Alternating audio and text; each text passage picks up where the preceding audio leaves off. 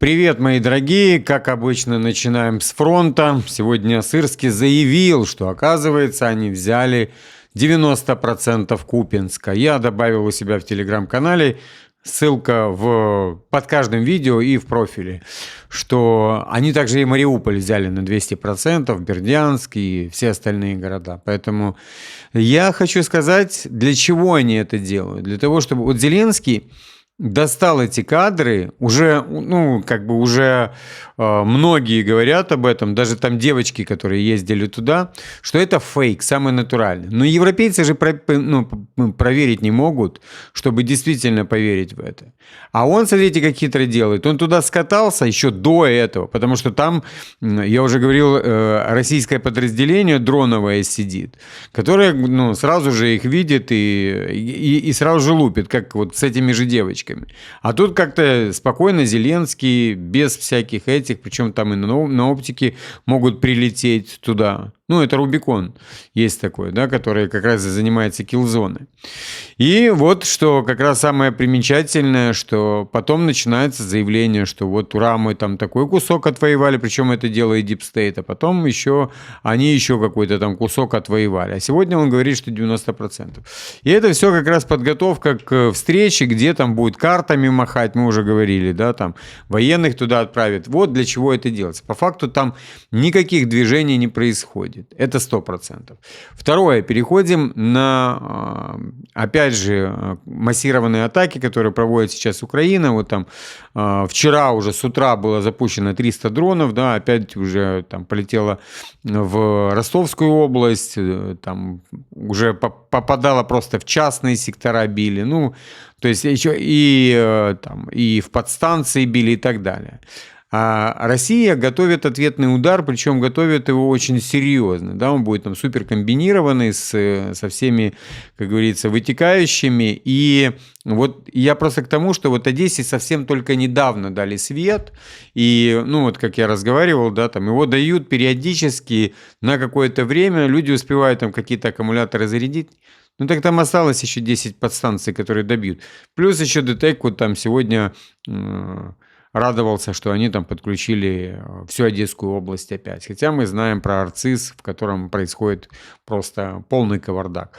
Окей, дорогие мои, поехали. У нас, как обычно, первое это северское направление, да, дорогие мои. Опять же, начнем с фронта и дальше уже продолжим по всему остальному. Северское направление. После захвата Северска россияне продвигаются на северном фланге, захватив шахту номер 6, бои за которую шли последние несколько месяцев. Военные эксперты отмечают, что российские войска теперь будут продвигаться на соседнем Лимане, точнее Лиманском направлении, а также попытаются закрепиться в высотках у Свято-Покровского, что позволит операторам БЛА, не БПЛА, а БЛА, оборудовать позиции для ударов по логистике ВСУ в Славянско-Краматорской агломерации. Дорогие мои, переходим на Днепропетровское направление. Продолжаются бои за Гуляйполе. Украинские военные отмечают, что россияне растягивают резервы ВСУ, связывая их боями в районе у Варваровки и Доброполья. По Гуляйполю российские войска бьют тяжелыми видами вооружения и дронами. Ситуация для украинской армии очень сложная. Дорогие мои, переходим на Покровское направление.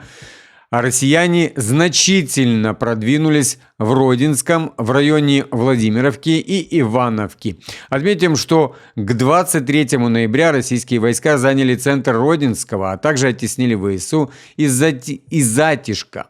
К концу первой декады декабря российские силы продвинулись в частном секторе на севере Родинского и взяли под огневой контроль расположенные рядом железнодорожные пути. Параллельно с этим силы обороны отошли из Ивановки, но частично восстановили свои позиции в лесополосах на подступах к Кучеровому Яру. На восточном участке направления российские подразделения в середине ноября продвинулись в окрестностях Русиного Яра, заняв несколько опорных пунктов. В третьей декаде месяца россияне взяли Владимировку, а также прорвались на окраины Софиевки. Военные эксперты отмечают, что россияне пытаются продвинуться на рубеже Владимировка-Ивановка, Родинская, Судя по всему, в преддверии будущего наступления на Доброполе, где находится фактически последний крупный узел обороны ВСУ на северо-западе Донецкой области. Ну, мне кажется, что это не судя по всему, а это будет, ну, как говорится, по факту. Поехали. Сейчас я прочитаю, тут еще есть у меня заявление Сырского, а потом пойдем дальше по фронту. Главнокомандующий ВСУ Александр Сырский заявил, что Россия нарастила группировку до численности около 710 тысяч человек для ведения стратегической наступательной операции. Ну, ко мне тоже, знаете, иногда какой-то когнитивный диссонанс. То они там всех россиян подбили, то вот уже 710 нарастили, да. В среду, 17 декабря, Сырский сообщил, что принял участие в 32-м заседании контактной группы по обороне Украины «Рамштайн», которая состоялась в формате видеоконференции. По словам главкома, он уже проинформировал партнеров о текущей ситуации на фронте, которая остается сложной. Напомним, в апреле Сырский заявил, что по состоянию на 1 января 2025 года российская группировка, участвующая в боевых действиях в Украине, составляла всего лишь 603 тысячи человек. По состоянию на начало апреля российских военных было уже 623 тысячи. Дорогие мои, ну, я же говорю, от этого у меня и есть когнитивный диссонанс. Поехали. Северо-Слобожанское направление, продолжаются бои на всем участке фронта. Российские войска вышли на окраины населенного пункта Андреевка. На Теткинском и Глушковском участке фронта ВКС России наносят удары по позициям 106-й ОБР ТРО в районе Рыжевки. Принудительная эвакуация, дорогие мои, у нас уже происходит с детьми в Святогорске Донецкой области и 8 окрестных селах, сообщает местная ГВА. Ранее стало известно, что в Святогорске закрылось последнее отделение Новой почты. Отметим, что расстояние от города до линии фронта составляет около 10 километров. Ну, дорогие мои, глядя на то, что они оттягивают, и то, что они рассказывают, ну, непосредственно гражданам Украины, это две большие разницы. Они готовятся, они вывозят оттуда людей, чтобы можно было прятаться, делать какие-то засады в этих домах, ну и так далее, дорогие мои. Поехали. Сегодня Трамп и Такер Карлсон делал заявление, что, может, сегодня Трамп уже даст огонь для того, чтобы шли на Венесуэлу. Ну и вот заявление непосредственно самого Трампа. Это блокада, мы не позволим никому проходить через это не должны проходить.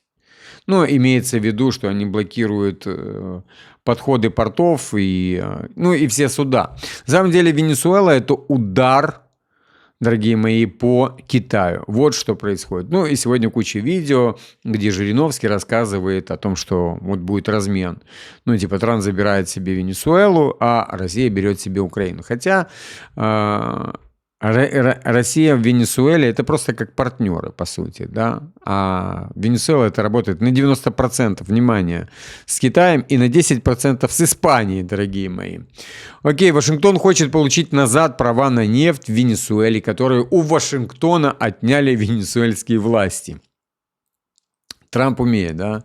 Венесуэла незаконно завладела американскими активами, выдворив компании из США и забрав земли и права на добычу нефти, дорогие мои. Переходим дальше. У нас ледоколы, которые Россия впервые задействовала все 8 действующих атомных ледоколов, чтобы сохранить арктические экспортные маршруты открытыми в условиях аномально суровой зимы. Лед в Обской и Енисейских губах сформировался примерно на 2 недели раньше нормы. Резко осложнив судоходство, в Обской губе работает Таймыр, Ямал, Арктика, Якутия, Сибирь и 50 лет Победы, обеспечивая экспорт с терминалов Ямал-СПГ и ворота Арктики. В Енисейской губе задействованы Урал и Вайтач, которые поддерживают доступ к сибирским портам и рудным месторождениям. Даже при максимальном использовании ледокольного флота навигация остается крайне сложной. В начале 25 декабря, пока танкер «Буран» направлялся к терминалу «Утренний» проекта «Арктика СПГ-2» для загрузки СПГ, со 2 по 7 декабря судно 4 пыталось пройти к терминалу при ледокольной проводке, однако не смогло преодолеть лед толщиной более 50 сантиметров. В результате «Буран» отступил сначала в Карское море, затем в Баренцево, где ожидает дальнейших указаний. Ситуация усугубляет западные санкции, которые задерживают строительство новых ледоколов. Чукотка строительство планировалось завершить к 26 году, Ленинград к 28 и Сталинград к 30, а также сверхмощного ледокола «Россия», проекта «Лидер», готовность которого оценивается примерно в 30%. По планам Росатома к 1935 году атомный ледокольный флот должен быть расширен до 11 единиц, что необходимо для полноценной круглогодичной навигации по Северному морскому пути. Дорогие мои. Поехали дальше. У нас тут Белый дом тоже делал заявление. Вот. В Белом доме не подтвердили подготовку новых санкций против России, сообщает Reuters. Представитель администрации Трампа заявил агентству, что задача профильных ведомств лишь разрабатывать возможные варианты действий для президента. Ранее Bloomberg, вот внимание, да, обратите внимание на эти вбросы. Ранее Bloomberg сообщал, что США могут подготовить новые санкции против Владимира Путина в случае его отказа от предложенного мирного плана, дорогие мои. Ну, это же ложь, самое натуральное. Поехали дальше. В рамках обсуждаемых гарантий, это вообще топчик, мне нравится. Безопасности Украины США могут использовать истребители F-35, ракеты «Томагавк» и аналогичные системы размещения на территории НАТО в случае нарушения России перемирия, сообщает Телеграф со ссылкой на источники, дорогие мои. Но это просто кринжатина, жесткая кринжатина, что у меня застряла картинка, но я еще пока привыкаю к этому всему. Слушаем дальше. Предполагается, что до этого будет работать возглавляемая США миссия по наблюдению за прекращением огня. Это тут предполагается. Берите акценты на это. Войска США на территории Украины размещаться не будут. В остальном это будет гарантии, похожие на двухсторонние оборонные соглашения, типа как Вашингтона с Японией и Южной Кореей. Источники утверждают, что Белый дом хочет ратифицировать документ в Сенате. Ранее газета «Нью-Йорк Таймс» писала, что европейская часть плана предусматривает размещение сил внутри Украины. Вне формата НАТО Россия заявила свое непринятие таких условий. В статье «Телеграф» о такой договоренности США и ЕС не говорится. Официально США не подтвердили эти инсайды про детали гарантий безопасности для Украины. Вспоминаем Пескова, да, который говорил по поводу газетных заголовков. Да. Также противоречат изначальной версии плана Трампа, где содержался запрет на размещение иностранных военных в Украине. Дорогие мои, хочу сказать, что вот этими вот иллюзиями своими, они только усугубляют все. Вот «Телеграф», да, это, насколько я помню, это британская газета, которая как раз работает под Ми-6, да, которая там, уже, понимаете, у нас уже свободной прессы не существует. С появлением, да, там, Сороса и всех остальных, ее уже нет, дорогие мои. Печально. Очень печально. Поехали дальше. Сейчас про Испанию, там тоже аномалия, и Педро Санчес делает заявление по этому поводу. Премьер-министр Испании Педро Санчес объявил, что до наступления следующего лета в общественных зданиях страны будет создана национальная сеть климатических убежищ. Мне кажется, что это по модели Зеленского, вот эти вот, как я уже забыл, для потужных вот эти вот, где ты можешь зарядиться. Но это совсем для других тем. Где люди смогут укрыться от сильной жары.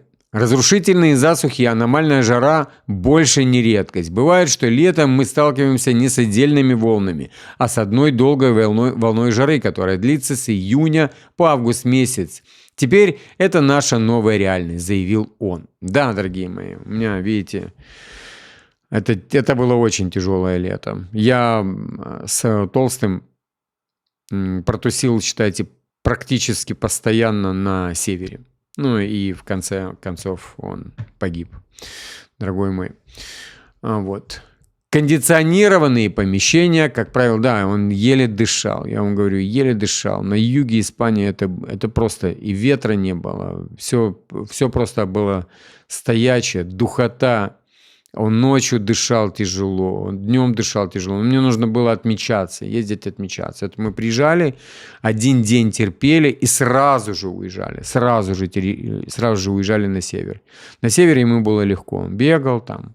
Ну, нормально он себя там чувствовал. Кондиционированные помещения, как правило, оборудованные места для сидения и бесплатной водой предназначены для того, чтобы люди, особенно те, у кого есть проблемы со здоровьем, пожилые люди, младенцы и люди с ограниченными финансовыми возможностями могли укрыться от жары. Государственное метеоагентство АЕМЕД отмечает, что лето 2025 года стало в Испании самым жарким в истории. Страна пережила 3 волны жары. Я помню, когда я ехал вглубь Испании, и уже аж 40 градусов было в Обьедо. Это вообще, это аномалия полная. И также 42 градуса было в Бильбао, а это все север Испании. Страна пережила 3 волны жары, одна из которых продлилась 16 дней, а температура поднималась выше 45 градусов, дорогие мои. Политика пишет, что в выходные в Майами пройдут переговоры России и США. Издание «Политика», ссылаясь на 2 анонимных источника, пишет, что в выходные в Майами ожидается встреча представителей США и России по вопросу об окончании войны в Украине. Оба источника ожидают, что с американской стороны в переговорах примут участие посланник. Чего ожидают, если оно таки будет? И Кушнер, сегодня там я вам читал, как Трамп хвалил, и Уитков. С российской стороны ожидается, ожидается Кирилл Дмитриев, да, именно ожидается, тоже интересно. Все 3 участвовали в переговорах в последние недели. Мне кажется, что им нужно было просто написать о том, что вот будет встреча там-то, там-то, и все. И что, и писать просто больше не о чем. Поехали дальше. Россия может стать сильнее НАТО через несколько лет, если Альянс не выполнит обязательства о 5% ВВП на оборону, заявил Рюте. Так она и так сильнее НАТО. Когда это, понимание, может стать? В интервью радио BBC генсек НАТО Марко Рюте, мне кажется, просто они обворовать хотят европейцев, и все. И, знаете, вот это тоже хотят показательно, что мы не боимся России, мы там накачаем кучу войск, достанем деньги, сейчас у них жопа горит найти эти деньги. Это же просто какой-то трешак. Рюте также прокомментировал последнее заявление России Владимира Путина о намерении завоевать украинские территории, которые называют своими историческими землями. Рюте назвал безумством тот факт, что стремление Путина реализовать его историческую идею возвращения влияния на Украину или на всю территорию бывшего СССР уже привело к гибели и ранению 1,1 миллиона россиян. 1,1. Так это не Путин это сделал. Это сделал Зеленский, который затащил во все тяжкие всех. Он взял, все проигнорировал, а они только... понятно, что это было под руководством Америки и Демпартии, которая там просто тесно интегрирована со всеми нечистями этого мира. Генсек НАТО также прокомментировал итоги саммита в Берлине, где украинская и американская и европейская делегации обсуждали предоставление Украине гарантий безопасности, дорогие мои. Какие гарантии? Просто ее натянут, это раз. Точно никакие гарантии никто не даст. И второе, что не будет ничего. Ничего не будет. Они как продолжали, так и продолжат вот эту вот всю истерию. И, Путин ясно сказал, что 26-й год вместе с Белоусовым будем продолжать дальше. Окей. И подключат туда непосредственно самого Лукашенко. Сегодня мы услышали из Москвы очередные сигналы. Это Зеленский заявляет, что следующий год они готовят как год войны. И это сигналы не только для нас. Важно, чтобы партнеры это видели, сказал Зеленский. И важно, чтобы они не только видели, но и реагировали. В частности, партнеры в США, которые часто говорят, что Россия якобы хочет закончить войну. Ну, я теми действиями, которые делает сейчас Трамп, прекрасно понимаю, что они его уже не слышат. Там есть Дмитриев, который сразу же вот эту вот там, пыль или макароны с ушей прямо сразу же на лету сбрасывает. Вот. Зеленский сейчас, я не знаю, на кого работает, ну явно. Ну, вот сейчас у них будут пердаки гореть, потому что промежуточные выборы будут в США, и очень надо им выиграть. Но из России звучит совсем другая риторика, другие сигналы, и как официальные распоряжения их армии. Нужно это настроение России видеть и реагировать на него, добавил Зеленский. Ну, я еще раз хочу сказать, что туда вот в ту сторону реагировать вообще не стоит. Поехали дальше. Санкт-Петербург впервые столкнулся с полным отключением мобильного интернета. До этого с подобным сталкивались лишь 4 региона: Красноярск, Бурятия, Белгородская и Ростовские области, сообщили русской службе BBC в проекте «На связи». Причиной шатдауна стали атаки беспилотников. Но это не шатдаун. Просто нет связи, и все, на какое-то время. Поехали, и вот оно, мы подошли к заявлению Сырского, в котором он говорит, что ВСУ контролирует 90% Купянска. Министр обороны России продолжает утверждать, что город захвачен. Благодаря активным каким поисково-ударным действиям? Я вообще не могу понять. Активным поисково-ударным действием. Нам удалось отбросить оккупантов от Курска и взять под контроль почти 90% территории города. Может, там 9%, но почти 90%, но это ж не 90%, это почти 90%. Написал Сырский в своих соцсетях. На прошлой неделе Зеленский побывал в Купинске, я вам уже об этом говорил, в Харьковской области, и записал видео около стелы на въезде в город. Ну давай еще раз приедь, пусть тебя Рубикон встретит. Еще 20, мне нравится, он еще снимет видео с восстановленной стелой, да, ну еще которая была нормально, потому что сейчас там пару бок не хватает. Ну, не снимет, а привезет видео новое, или зальет его новое. Еще 20 ноября глава российского генштаба Герасимов докладывал Владимиру Путину о захвате Купинска. В среду министр обороны России Белоусов продолжал утверждать, что Купинск находится под российским контролем, хотя эти данные не подтверждают как западные эксперты, так и некоторые провоенные российские блогеры. Группировка войск «Запад» заняла стратегически важный город Купинск, который противник безуспешно пытается себе вернуть, заявил Белоусов на заседании расширенной коллегии Минобороны России. В настоящее время ликвидируется окруженная группировка на левом берегу реки Оскол, восточнее Купинска, заявил он. Хочу сказать, что на самом деле делает Россия. Вот есть вот территории, да, там, которые там у нас Херсонская область, да, ну, часть Херсонской области, Запорожская часть области, та же Донецкая область, да, и, ну, они будут кошмарить по тому же сценарию, который был вот с 2014 года. Они будут какие-то там пробитые, будут прорываться туда, до линии, разгружать кассеты каких-нибудь там градов, да, по мирным людям и укатывать оттуда. Понимаете, они там напьются, накричатся там, бей москаля, и прыгают в эту машину и разряжают там эту всю кассету. Вот что делает Россия. Для того, чтобы они не достали, то есть отодвинуть их максимум. Сделать эту зону там буферной, да, можно так сказать, демилитаризированной. И чтобы с той стороны также такой же участок был, чтобы они не могли бить. Вот для чего это делается. Для безопасности тех территорий, которые сейчас уже находятся в юридическом, да, поле России. Ну, даже я бы не сказал, что это поле, я имею в виду, что и в юридическом, и во всем остальном, да, и фактическом. То есть это уже территории России. Вот для того, чтобы их не кошмарили, надо вот ВСУ отодвинуть туда дальше. Дальше, глубже, глубже и глубже. А они на этом фоне разыгрывают другую карту, показывая, что Россия ничего не выигрывает, и они как улитка продвигаются, что улитка бы уже была там в районе Парижа, да, а Россия не может там дойти до какого-то... Ну, давайте так. Вот эту вот атаку, про которую рассказывает Сырский, это всего лишь его рассказы. И больше ничего. И подтверждение мы только видим на Deep State.